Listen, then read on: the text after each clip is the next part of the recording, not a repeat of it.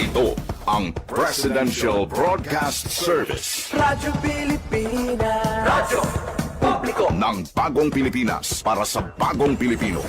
Naghahatid ng mahahalagang balita at impormasyon na guugnay ng pamahalaan sa sambayanan. Tulay sa himpapawid ng serbisyo publiko. Radyo Pilipinas. Radyo Publiko. Ang boses ng Pangulo. Sa Iloilo, Radyo Pilipinas. 585 AM. Philippine Standard Time, alas 8:38 sa aga.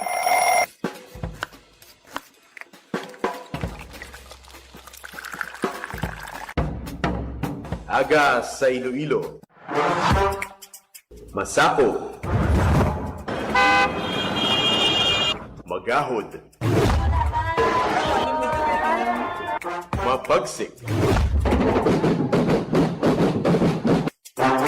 Panibagong adlaw pagkatapos ng pahuway sang gabi antes. Bag-o nga paglaom.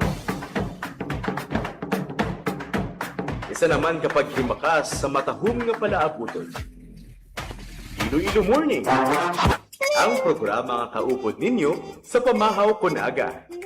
Magadulong sa labing ulihi nga balita, mga istorya halin sa Iloilo, kag iban nga bahin sang rehiyon, mga ginahuluhang balan, kag mga trending topic sa social media. Ululupod naton at tubangon ang maayo nga aga. Magpamati na sa Iloilo Morning! Diri sa 585 kHz sa AM band sang inyong mga radyo. Radyo Pilipinas Iloilo, the only government radio station in Western Visayas.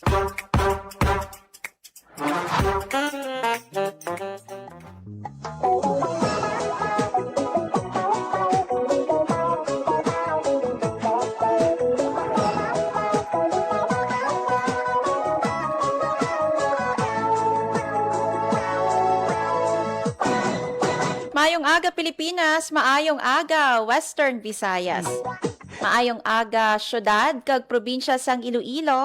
Adlaw kita sang Lunes, July 20, 2026. Kamusta ang inyong nga adlaw? Welcome sa Iloilo Morning. Kaupod si Hope Torrichante. Nalipay Hindi mapunggan Gusto naton kamustahon mga kaabyanan ang mga barangay officials nga nagtambong sa Liga Day 2026 kahapon. Kamusta ang inyong mga kalawasan, no?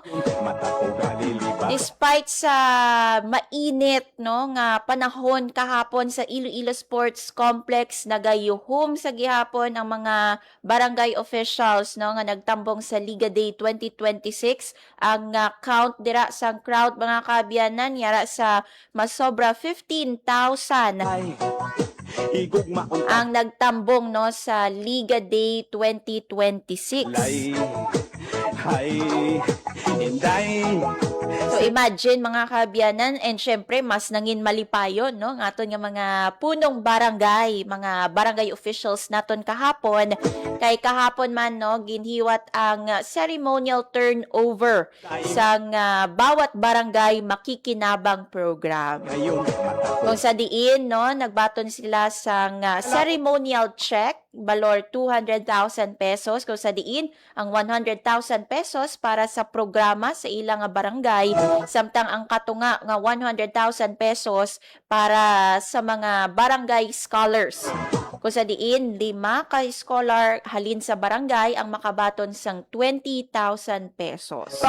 Ceremonial turnover pa lang ato mga kaabyanan na sa aton nga mga barangay officials or sa aton nga mga pumuluyo. Hindi ka mo ma-confuse kaya hindi bot silingon nga kahapon giniwat ang ceremonial turnover, igahatag na dayon, no, ang tag 20,000 pesos para sa aton nga barangay scholars. Hindi pa, no, may mga proseso ina mga kaabyanan nga pag-aagyan, and kung makomplete or makompleto ang sa mga barangay officials, no, ang proseso, pwede na nila, no, ma-encash ang cheque balor 200,000 pesos. So kabay pa ma-fast track man sa aton nga mga barangay officials, no, sa nagkalain-lain nga barangay. By the way, sa probinsya sang Iloilo, no, 1,721 ka barangay ang may ara sa syudad sang Iloilo. So congratulations, no, sa aton nga mga barangay officials sa ila ginhiwat nga Liga Day 2026. Congratulations man no sa Liga ng mga Barangay Iloilo Province. Meanwhile, mga kaabyanan, kamusta naman ya ang mga sports fan dira sa FIFA World Cup 2026 kung sa diin no nagdaog lang naman Tuga-tulo ang laway. ang Spain no sa score nga 1-0 batok sa Argentina. Sa imo yuhong nga tunay. Unfortunately wala na defend no sang defending champion no Di mapunggan. Argentina ang ilang kampyonato kag nakuha gid ini sang Spain Sa no. imo panglakat, mata ko gamudlat. Sa imo What a celebration man kay even the royal family naglantaw live no sang hampang sang Spain versus Argentina. kay Royal family sang Espanya. yes. So congratulations no sa mga winners sa FIFA World Cup 2026 nga for sure ginpulawan sa mga football fans. Especially no sa Barotac Nuevo Tamasak Arena kung sa diin may ginhiwat nga live viewing sang hampang no sang FIFA World Cup sa tunga sang Spain versus Argentina. Ay, sa imo panglakat. Subong nga adlaw mga kaabyanan, July 20 diri naman niya sa aton sa Western Visayas. Nga supat, malapor sila na ang dugan ko. Pag-umpisa na no ang pag-roll out sang Unified Package for Livelihoods, Industry, Food and Transport ukon uplift sa Western Visayas. Isa ini sa mga programa mga kaabyanan sang administrasyon ni President Ferdinand R. Marcos Jr. Hay, inday, sa dugan ko ka panalaytay.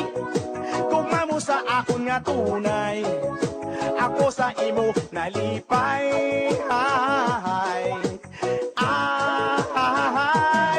Sa imo panglakat, mata ko gamudlat. Sa imo kagayon, mata ko galilipat. Ang imo nga supat, malapor sila na ang dugan ko inday. Kay gali na gumbang. Wow, yeah.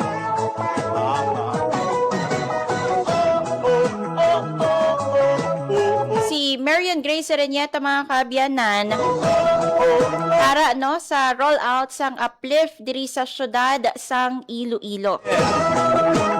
Check nato no ang latest kung kamustahon naton ang pag-roll out sang uplift program Sa imo sa syudad sang Iloilo.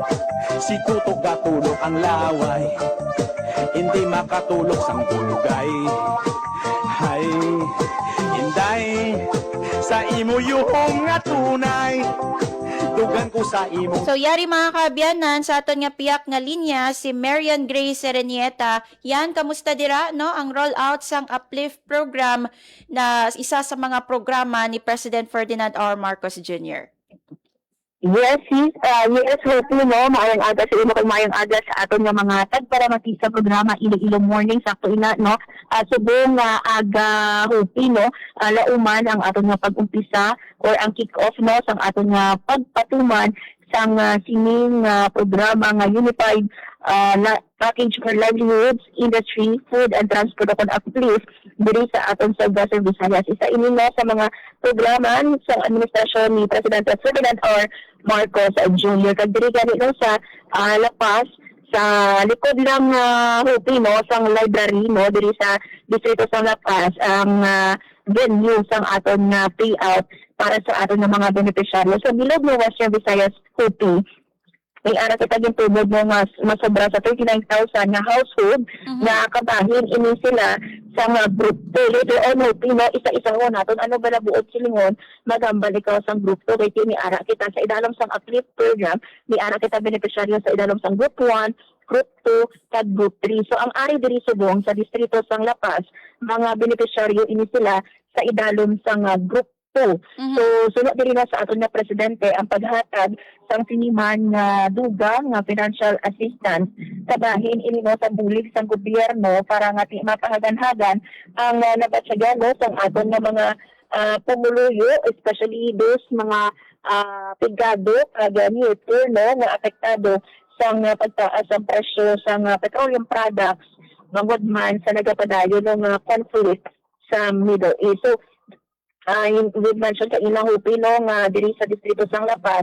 Actually nagaano kay inaabi naton dito sa gym no ang paying venue. Mhm. Dali nag-transfer kita diri sa likod sang gymnasium or diri sa likod sang library kiti diri dali iya ang paying venue dito kaina sa gymnasium basi bala magtalang no ang aton nga mga beneficiaryo sa programa dito ya sa gymnasium regular ato nga payout nga ginahiwas sa mga beneficiaryo like for example mga AX naton kag ang iyaman sa city government. So diriya sa likod Hopi no sang aton nga library diriya ang venue para sa aton nga mga beneficiaryo sang uplift program. So balik kita Hopi no sa explanation ano ba na inibuot silingon maghambal ika group 1, Yes. group 2 o kon group 3. Mhm. Sa group 1 Hopi no lakip diri sa mga beneficiaryo naton sa whole ang Pilipinas 3.5 household ini mga beneficiaryo ini sila no sa Pantawid Pamilyang Pilipino Program o kon 4 piece kag sang walang gutom food stamp program. So nakabaton ini sila ya sang one time na 2,000 pesos per household. Tagto kita sa group 2. Sa group 2 Hopi sa whole no nga Pilipinas may 2.5 million households kita nga amo ini makabig naton nga poor kag near poor nga sulod ini sila no sa 25% above the poverty threshold. So pila naman yan no ang ilang mabaton. So 2,000 pesos man per household pero hindi ini nga one time. Halin ini no July 2026 to December 2026 o kan anong ini sila kabulan Mhm. nga makabaton sang ayuda. So paano ba no gintumod Hopi no ang mga beneficiaryo sa idalang sang grupo.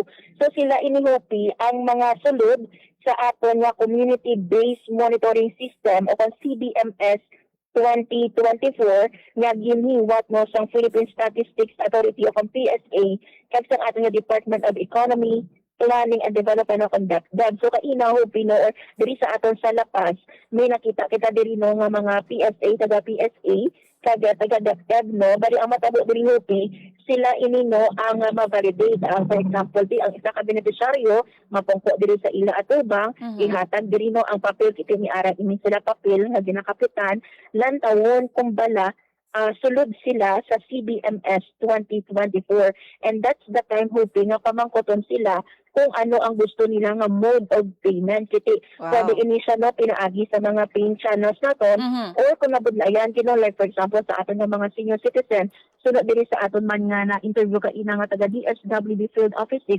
pwede man nga cash ang ila nga pagbaton pero may option man sila nga like for example no sa GCash o kung ano pa nga mga paying channels mabaton sang aton nga mga beneficiaryo. So anyway, tagto kita sa group 3 naton Hopi. Ang group 3 naman yan naton no nga mga beneficiaryo sa bilog na Pilipinas we have over 1.5 million nga amo ini sila yung Hopi ang mga workers naton kag ilang nga mga pamilya nga may manubo man nga kita. So 2,000 per household ini siya ang ila man mabaton halin July to December. Amo ini sila Hopi ang gintumod ya sang aton nga Social Security System o kon SSS nga mga beneficiaryo. Lakip diri no ang employed upod man sila no sa 2024 CBMS ang PSA kada may ara ini sila nga 20,000 and below nga SSS monthly salary credit o kon MSC nakahulog ini sila sang kontribusyon nga masobra sa isa ka beses sang 2025 o kon 2026 kag enrolled sa disbursement account sa SSS as of April 30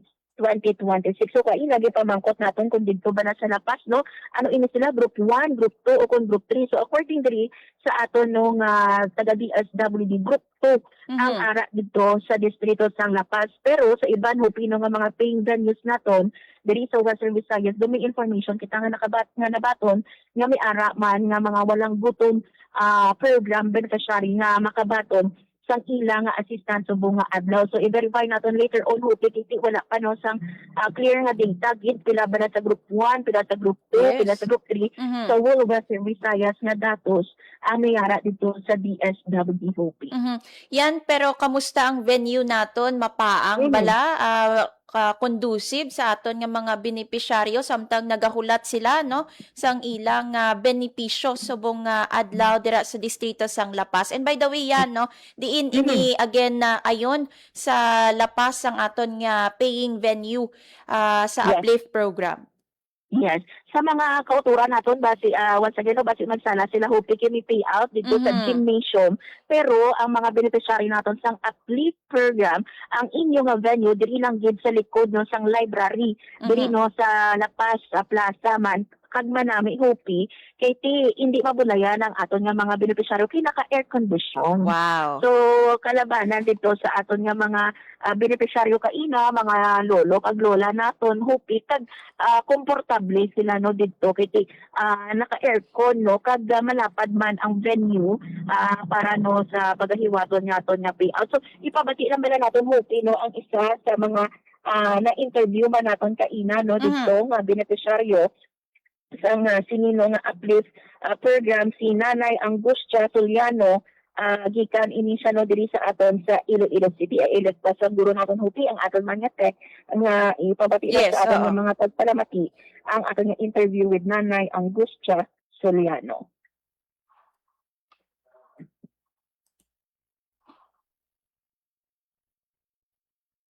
Anyway yan no sa aton nga mga kauturan Mhm. manami diri kay ari na si Ma'am Arellano. Hindi ko salamat gid sa tanan kaysa kadamo sa amon. Do kami na napili manggid pala.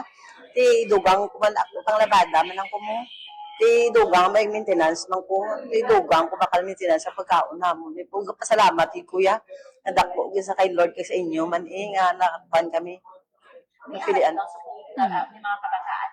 Oo, may kabataan pa. Ko tatlo na akong bata. May mga pangabuhi naman. Pero upod ka mo sa isang kabataan. O, pag kami kay may ara sila, kanya-kanya kwarto, man yung ano, tatlo kami sa isa kabalay. Kaya ako yan, ang ano naman ko mo, nang patay naman akong bana. May kaapo nga na rin daw. May ako ko tatlo kabilog. So, napupod ka po niya para Dako, gudya ka bulig, yan muna pa salamat, ikuya sa tanan, yung gidya, alam, binagi sa ginoo, nagigay sa inyo, mga ano, mga member ka mo, kahit di kami napilian, dila subong. bali, pag battery mo karoon sa kwarta, ano yung mo karoon? Di, siyempre, mabakal ko sa maintenance ko nagpasalubungan ko mga apo kung nakabaton ko na o pasalamatan nyo na, rin, mapamakaw nyo. Yan. Yes. Hope na nabatian si Nanay Angustia Soliano, isa sa mga beneficiaryo nato. So according gani sa iya Hopi, baklo niya nino pagbato niya later on no, baklo niya ini sa iyang maintenance sa high blood at syempre no ang makabulig no sa ilang ano nga kinahanglanon, especially sa ilang pagkaon kiti. Imagine Hopi for the next 6 months makabaton ini sila sang ayuda or 2,000 pesos sa idalang sang aton nga Uplift program. Yes. So kumbaga nagabato na sila sang ilang benepisyo no. Manami pang ilang hulot kay air condition dira sa Yes. sa pasilidad yan. So again yan no pilagani ang ilang mabaton para sa sining group 2 no sang Uplift program. Yes. Makabaton ini sila Hopi sa 2,000 pesos for the next 6 months na to, no? Halin ini siya sa July, so bunga bulan sang Hulyo, until Disyembre, siliman nga tuig. So, unlike sa atong group 1 nga one time, ang group 2 ka group 3 nato nga Hopi, 6 months inino ang ilang pagbaton sang ayuda. May inabot pa da yan. Actually, yes, nagainabot ng aton nga mga kauturan. Kaina, actually, Hope, nagsala pila naton sa mga kauturan. Even kita, no, katapos ang media, kita kaina, abi nato dito sa gymnasium. oo. Pero, uling gali, no, ginpahalin ang aton nga mga beneficiaryo, diri nga sa likod sa library, kay diri nga gali ang payout sa aton nga mga beneficiaryo. Kita dito sa tiyak, regular ato sila, no, nga mga beneficiaryo sa nanuhay-tuhay man nga programa sang DSWD kaupod ang aton nga city government. So once again, sa mga beneficiaryo sa Uplift, diri man no sa gihapon sa Lapas Plaza, pero sa likod no sang aton nga library ang venue sa inyong payout. Yes, madamo gid nga salamat, Marian Grace Serenieta. Para sa Bagong Pilipinas, ng Grace Arañata, Radyo Pilipinas, Radyo Publiko. Nabatian mga kaabyanan si Marian Grace Serenieta live no nga naga-report gikan sa distrito sang Lapas, partikular sa La Paz Plaza kung sa diin no ginahiwat ang payout para sa aton mga benepisyaryo sang uplift program sang administrasyon. Dahil sa imo pag So ginapangunahan ini mga kaabyanan sang Department of Social Welfare and Development. hindi makatulok sang dugay. So sa aton nga mga kauturan ginklaro no para sa uplift program dira ina sa likod sang library no sa La Paz Plaza. Hindi mapunggan manghayhay. So instead nga